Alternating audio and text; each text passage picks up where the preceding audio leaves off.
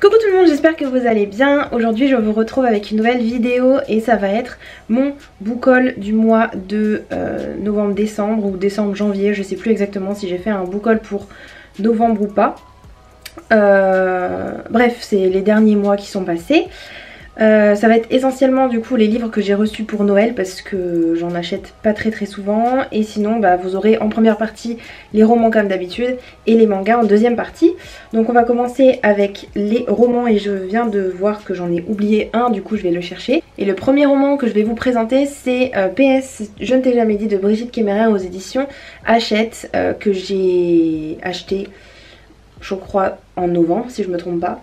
Et je l'ai déjà lu, voilà, parce que je crois que c'est dans une...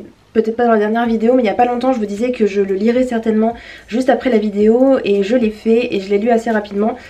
On suit l'histoire d'Emma qui est une jeune fille qui a créé un jeu vidéo de toutes pièces de A à Z, sauf qu'elle n'en a pas parlé ni à son père ni à sa mère parce que sa mère déjà a un problème avec ça, avec les jeux vidéo. Elle a l'impression que c'est du temps perdu et que c'est de l'amusement plutôt que du travail.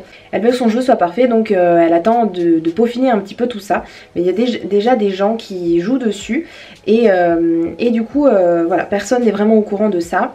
Et puis on va suivre de l'autre côté Rêve, qui est un garçon qui a eu une enfance très difficile et qui va rentrer en contact avec son père. Enfin c'est plutôt son père qui va lui envoyer une lettre et ça va tout remettre en question. Et il va se mettre à douter de plein de choses. Et du coup c'était super intéressant et c'est la suite, enfin on va dire que c'est plutôt un tome compagnon à PS Tu me manques, que j'avais adoré et que j'ai mis dans mon top 3 de 2019. Donc voilà, c'est pour vous dire que voilà, j'avais vraiment beaucoup aimé le premier et celui-ci du coup il est tout aussi bien. Ensuite pour Noël j'ai reçu Nos âmes tourmentées de Morgane Moncomble aux éditions Hugo Roman dans la collection New Romance. C'était l'auteur de Viens on s'aime que j'avais beaucoup aimé, donc je me suis dit autant essayer avec un autre livre de cet auteur. Et c'est encore une romance, je sais pas de quoi ça parle, j'ai pas envie de regarder la quatrième de couverture parce que j'ai envie de me plonger dedans directement.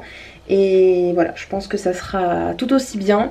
J'ai pas encore vu de retour dessus, j'ai pas vraiment cherché non plus, mais je pense que ça risque d'être bien. J'ai aussi reçu le deuxième tome de la saga H Princesse, donc qui s'appelle Lady Smoke de Laura Sébastien aux éditions Albin Michel dans la collection Wiz.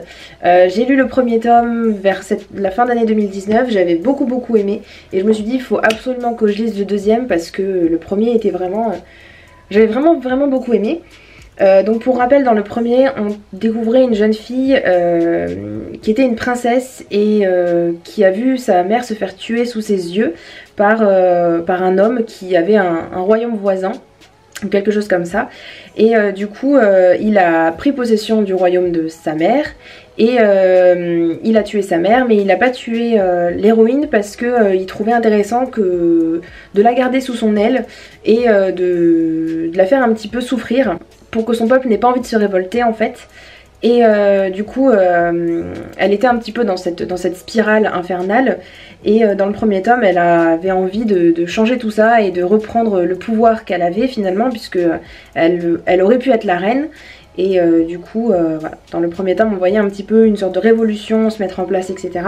Et du coup j'ai vraiment très hâte de lire ce deuxième tome et la couverture est encore une fois très jolie, donc très hâte de m'y plonger. Ensuite, un livre que j'attendais avec grande impatience et depuis pas mal de temps, c'est La Tempête des Échos, donc le quatrième et dernier tome de La Passe Miroir de Christelle Dabos aux éditions Gallimard Jeunesse. C'est encore une petite brique et je pense que c'est le plus gros tome de toute la série. En tout cas, voilà, je pense que vous connaissez déjà cette saga. Je ne vais pas vous répéter encore une fois de quoi il s'agit, mais la couverture est magnifique comme d'habitude. J'aurais bien voulu vous faire un petit close-up de la couverture, mais je sais pas si ça va bien vouloir faire le focus. Voilà, je trouve que le dessin est vraiment super joli, comme toutes les autres couvertures d'ailleurs. Et là enfin on va connaître le fin mot de cette histoire. Je suis juste un petit peu, j'ai juste un petit peu peur parce que le troisième tome ça fait un bail que je l'ai lu et je sais pas si je vais pouvoir me plonger dans celui-ci sans avoir au préalable un peu regardé vite fait de quoi parlait le troisième tome. Mais en tout cas j'ai très hâte de lire celui-ci. Je sais pas si je le ferai tout de suite parce que j'aimerais trouver un moment où j'ai bien le temps et où je peux entièrement m'y consacrer. Mais en tout cas, j'ai très hâte de le finir. Et en même temps, j'ai peur parce que voilà, c'est vraiment une série une saga que j'adore. Et donc, voilà, ça fait toujours un petit peu mal de laisser partir des sagas qu'on adore vraiment. J'ai aussi reçu Rouille de Florian Soulas aux éditions Scrineo, qui est un livre que j'ai vu un petit peu tourner lors de sa sortie. Et du coup, ça me tentait plutôt pas mal.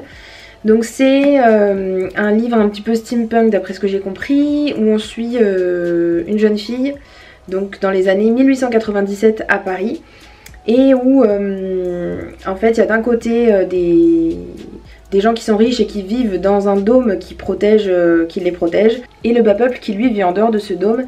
Et on va suivre une jeune fille qui est dans une maison close, qui connaît pas son identité et tout ça. Bref, en tout cas ça me tentait vraiment beaucoup parce que c'est pas le genre de livre que je lis habituellement, mais j'avais un peu envie de sortir des schémas un petit peu toujours de prince, princesse ou je ne sais quoi, et de royaume à reprendre, etc. Donc voilà, je voulais tester autre chose, et l'univers a l'air vraiment pas mal, donc j'attends de voir. Et le dernier roman que j'ai reçu, c'est Everless de Sarah Holland aux éditions Bayard. Donc j'avais lu un extrait qu'il y avait sur internet, sur le site de Bayard, et ça m'avait vraiment donné très envie. Donc je m'étais dit pourquoi pas le lire à un moment, le demander à Noël par exemple, ou l'acheter. Mais du coup comme je l'ai reçu à Noël, voilà. Donc c'est le premier tome, et je sais pas si ça va être une trilogie ou pas, mais en tout cas voilà, il me tentait pas mal. Vous voulez peut-être savoir de quoi ça parle.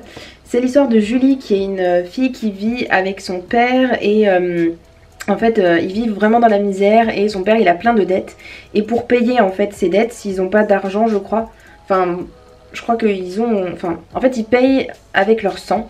Et du coup son père il arrête pas de se faire saigner quoi, et de donner son sang, et sa fille elle a vraiment peur pour sa santé.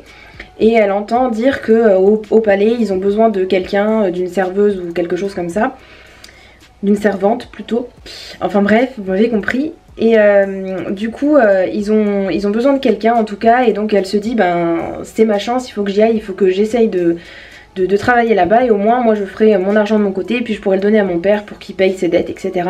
Et comme je vous dis, j'ai commencé déjà à le lire un petit peu, et ça m'avait vraiment donné envie de lire la suite, donc je me fais pas trop de soucis pour ce livre là. Et puis la couverture est super jolie aussi je trouve, donc voilà. Ensuite on va passer au manga, et j'ai 6 mangas, je crois 6 ou 7 mangas à vous présenter. Donc j'ai acheté le tome 11 de Waiting for Spring d'Anashin aux éditions Pika. Donc 11e tome que j'ai déjà lu, que j'ai beaucoup apprécié comme l'ensemble de la série. Voilà, ça va être très rapide les mangas comme d'habitude parce que je vais pas m'épiloguer très longtemps dessus. Ensuite j'ai aussi acheté le tome 9 de Love Beloved Live Beloved d'Iyosaki Saka aux éditions Kana, qui était très mignon aussi. J'ai aussi acheté le 7e et dernier tome de SOS Love de Yasuko aux éditions Akata. Donc je vais vous poster dans pas très longtemps la vidéo review de toute cette série, que globalement j'ai bien appréciée, mais qui n'a pas été un coup de cœur, mais qui a été une assez bonne lecture dans l'ensemble. Et ce 7e tome en fait c'est un tome un petit peu bonus par rapport à la série principale, parce qu'on a des petits chapitres qui reviennent soit sur des personnages qu'on a un petit peu survolé durant la série, ou soit il y a un chapitre qui traite de l'après du 6e tome, donc sur nos deux personnages principaux. Mais voilà, c'était sympa à lire celui-ci, mais il n'était pas essentiel non plus à la série. Ensuite j'ai aussi acheté le tome 6 de My Teacher My Love de Momoko Koda aux éditions Delcourt Tonkam, que je n'ai pas encore lu, mais je suis pas à jour en fait dans cette série, je crois que j'en suis au 4e. Enfin il faut que je lise le 4e. Voilà, donc c'est pas que la série me plaît pas, mais j'ai un petit peu du mal à suivre. Enfin à suivre, pas forcément, mais je sais pas, j'ai pas forcément envie de lire ça tout de suite. Donc on verra un petit peu plus tard. J'ai aussi acheté le tome 6 de At Ellie, je n'ai pas de petite amie aux éditions Kana, donc de Fujimomo. Je crois pas l'avoir lu celui-ci, enfin pas encore. J'aime beaucoup la couverture, enfin la jaquette qui est qui fait tout le tour du livre, je trouve ça très sympa.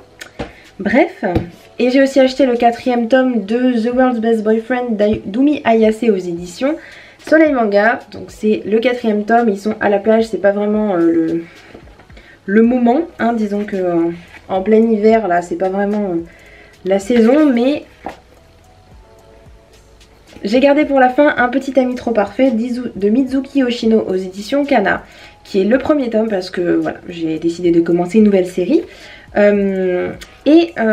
verrez aussi la vidéo présentation de ce 1er tome dans pas très longtemps normalement. Parce que normalement je l'ai prévu pour ce mois-ci en tout cas.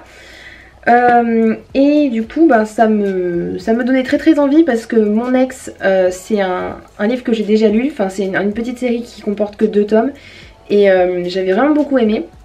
Les dessins sont très mignons et en plus le synopsis de cette série là m'avait l'air intéressant aussi. Du coup je me suis dit pourquoi pas essayer. Et donc là ça raconte l'histoire d'Iroha, une jeune fille qui n'est jamais tombée amoureuse de personne. Et elle va parler avec un garçon de sa classe qui s'appelle Haruki.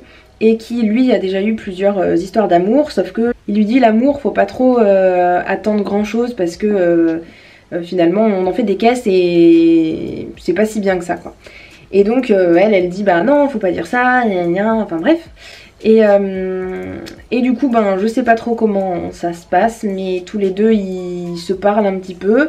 Et du coup au bout d'un moment le garçon lui dit qu'il l'aime et tout ça. Et du coup les deux se mettent à sortir ensemble. Et voilà, donc dès ce 1er tome ils se mettent déjà ensemble. Je vous laisserai découvrir ce que j'en ai pensé dans ma vidéo présentation du coup. Mais voilà, c'est vraiment un 1er tome que j'ai beaucoup aimé. Et voilà, je continuerai la série. Voilà, c'est tout pour ma vidéo, j'espère qu'elle vous aura plu. Si vous avez lu un de ces livres, n'hésitez pas à me le dire en commentaire. Et moi je vous dis à bientôt dans une prochaine vidéo. Ciao ciao!